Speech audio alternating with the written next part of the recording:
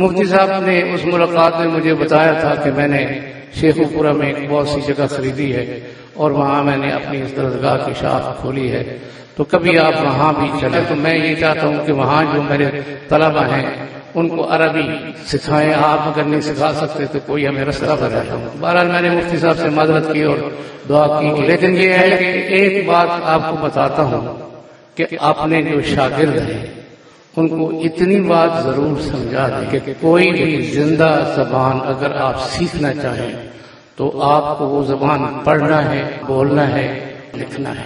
इन तीनों कामों के लिए अलग अलग से पूरी मेहनत और मशक्कत अगर आप कर सकते हैं तो करें। अगर आप ये समझें कि मैंने अरबी के कवायद पढ़ ली है, सर्फ और नाव पढ़ ली है, तो मुझे आप अरबी पढ़ना भी आ जाए और लिखना भी आ जाए और बोलना भी आ जाए, तो ये नामुमकिनात में से है। जिंदा ज़बानें इस तरह नहीं आती।